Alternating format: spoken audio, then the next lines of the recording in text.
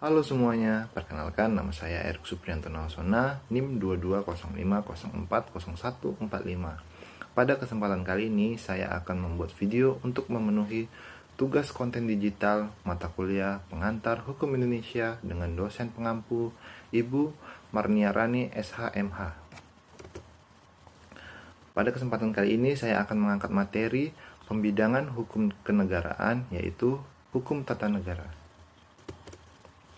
Hukum tata negara adalah sebuah aturan yang bersangkutan dengan berbagai tindakan suatu negara. Indonesia bukan satu-satunya negara dengan sistem tersebut. Di antaranya diistilahkan juga dalam bahasa Inggris yaitu constitutional law. Sementara itu di negara Belanda penyebutannya sebagai Staatsrecht. Pengertian hukum tata negara dari beberapa ahli di dunia. 1. Scholten. Menurut Scholten, definisi dari hukum tata negara adalah suatu aturan yang mengatur organisasi dalam negara. Ruang lingkupnya berupa seluruh organ negara, hak serta kewajiban, hubungan, serta tugas masing-masing dalam melaksanakan tugas kenegaraan. 2. Waite dan Philip. Definisinya adalah aturan yang melekat pada alat-alat perlengkapan negeri. Aturan tersebut juga meliputi tugas serta hubungan antar alat pelengkap negara tersebut. Pengertian itu terangkum dalam sebuah buku berjudul Constitutional Law, terbit tahun 1936. 3. Kusmandi Pujo Sewojo. Sebagai tokoh dalam negeri, pengertian beliau adalah aturan terhadap tata negara, kerajaan, maupun pemerintahan. Hukumnya menunjukkan atasan maupun bawahan serta adanya hierarki atau tingkat tertentu. Selanjutnya, definisi hukum tata negara menurut Kusmandi juga menyinggung wilayah hukum masyarakat tersebut. Nantinya akan menunjukkan perlengkapan dari masyarakat tersebut. 4. Van der Voon. Van der Voon juga mendefinisikan sebagai aturan-aturan dalam berbagai badan sesuai kepentingan masing-masing. Aturan tersebut berkaitan dengan wewenang dan hubungan antar badan dengan individu di dalam suatu negeri. Yang kelima yaitu Apeldoorn. Intinya pendapat Apeldoorn adalah menyebutkan bahwa hukum dalam negara merupakan sebuah aturan yang berhubungan dengan administrasi suatu negeri. Pengertiannya bisa dalam bentuk sempit maupun luas. Tujuan dari dibentuknya suatu hukum tata negara. Negara adalah sebuah organisasi besar di mana di dalamnya ada pemerintahan dan rakyat. Di antara keduanya ada kekuasaan yang mengatur operasional satu negeri. Pembentukan hukum tata negara juga tidak sembarangan, melainkan dilandasi oleh berbagai tujuan hukum tata negara berikut ini. 1. Mengejawantakan berbagai pengertian dari Undang-Undang Dasar 1945 setelah melalui proses amandemen.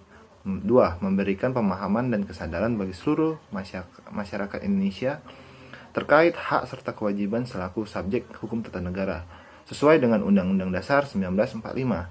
3. Memberikan bantuan pemahaman kepada para pemula dalam meresapi ruang lingkup pengetahuan terkait hukum tata sebuah negara yang tepat. 4. Membuat seluruh masyarakat Indonesia akrab dengan teori dan implementasi hukum tata negara di Indonesia. 5. Mendukung berbagai studi ilmiah yang bisa saja dikembangkan terus-menerus terkait hukum tata negara. Ketika sebuah rancangan aturan terlaksana sempurna, maka senantiasa rapi pelaksanaan administrasi negeri. Jika semua pihak terlibat mampu memegang amanah secara jujur, tindakan KKN tidak akan terjadi dan anggaran akan terrealisasi secara tepat sasaran. Tidak akan ada lagi masyarakat menjerit ketidakadilan ketika serangkaian hukum secara tepat dilaksanakan serta dipahami oleh pihak terkait. Taat terhadap aturan akan membawa kedamaian bukan hanya di dalam negeri, namun juga ke seluruh penjuru dunia. Asas-asas yang digunakan dalam hukum tata negara sebagai landasan yang mengatur hajat hidup orang banyak dan urusan hukum tata negara didasari oleh beberapa hal diantaranya. 1. Asas Pancasila. Pancasila merupakan sumber hukum tertinggi dalam hal ini, di mana pembentukan Undang-Undang Dasar sendiri harus senada dengan kelima butir Pancasila. Berdasarkan kelima sila, nilai-nilai yang terkandung secara garis besar meliputi asas ketuhanan yang Maha Esa, asas pri kemanusiaan, asas kebangsaan, asas kedaulatan rakyat, asas keadilan. Asas kedaulatan rakyat. Pada dasarnya, kekuasaan tertinggi dalam negeri ada pada tangan rakyat, namun dalam pelaksanaannya diwakilkan oleh MPR. MPR sendiri membagikan tugas lagi kepada badan-badan di bawahnya, di mana semua harus patuh pada ketetapan hukum ini. 3. Asas negara hukum. Sebuah negara di mana saja harus berdiri berlandaskan hukum untuk menciptakan keadilan bagi seluruh rakyat. Seyogyanya, wakil rakyat takut dan menjalankan amanah secara baik demi terlaksananya kesejahteraan seluruh lapisan dan kalangan masyarakat tanah air. 4.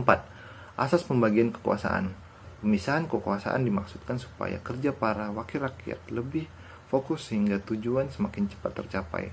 Contohnya, di Indonesia ada 3 kekuasaan utama, yaitu legislatif, eksekutif, dan yudikatif. Semua memiliki tugas serta tanggung jawab sendiri. 5. Asas negara kesatuan. Terakhir, asas ini dimanfaatkan untuk mempersatukan banyak orang dalam satu tujuan dengan pedoman Undang-Undang Dasar 1945. Asas terakhir, pembentukan hukum ini berperan penting dalam menciptakan persatuan serta kesatuan seluruh rakyat Indonesia.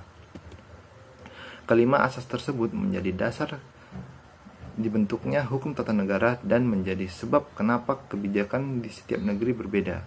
Indonesia memiliki Pancasila sebagai ideologi, kemudian turun penjabaran peraturan di dalam Kitab Undang-Undang Dasar 1945. Sekian video saya mengenai hukum tata negara. Jika ada kesalahan kata, mohon dimaafkan. Sekian dan terima kasih.